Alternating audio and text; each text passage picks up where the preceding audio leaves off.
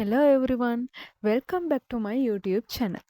ශ්‍රී ලංකා ඉතිහාසය ගැන කතා කරද්දී අපිට මතක් වෙන අති විශිෂ්ට පුරාණ නගරයක් තියෙනවා. ඒ තමයි අනුරාධපුර රාජධානිය. අනුරාධපුර රාජධානිය ආරම්භ වුණේ ක්‍රිස්තු පූර්ව 4 වන සතවර්ෂයේදී. මේ රාජධානියේ ආරම්භක පාලකයා විදිහට සඳහන් වෙන්නේ පණ්ඩුකාභය රජතුමා. මෙතුමා අනුරාධපුර නගරය නිල වශයෙන් රාජධානියක් බවට පත් කළ නිසා මෙය ශ්‍රී ලංකාවේ පළමු මහා රාජධානිය බවට පත් වුණා. අනුරාධපුර රාජධානි සමයේ බොහෝ ප්‍රසිද්ධ රජවරු රට පාලනය කරා.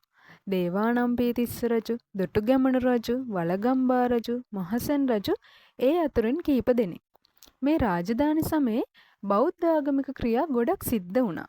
මිහිඳු මහරහතන් වහන්සේ ප්‍රමුඛ කණ්ඩායම බෞද්ධ ආගම රැගෙන ලංකාවට පැමිණීම, ශ්‍රී මහා බෝධිය රෝපණය කිරීම, විහාර ස්තූප විශාල වශයෙන් ඉදිකෙරුණ මේ සමයේදී.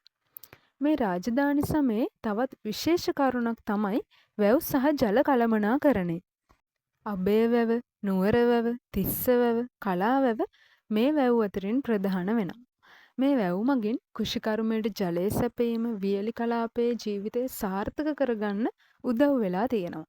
අනුරාධපුරයෙන් අපට ලැබුණු මහා උරුමයන් ලෙස රුවන්වැලි සෑය, චේතවනාරාමය, අභයගිරිය, ලෝමහාපාය, ශ්‍රී මහා බෝධිය මේ සියල්ල අදටත් ශ්‍රී ලංකාවේ අභිමානයි.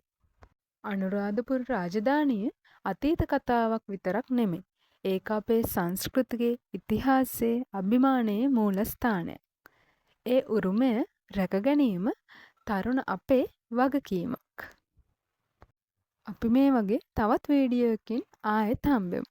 ලයික් කරන්න, ෂෙයා කරන්න, සබ්ස්ක්‍රයිබ් කරන්න.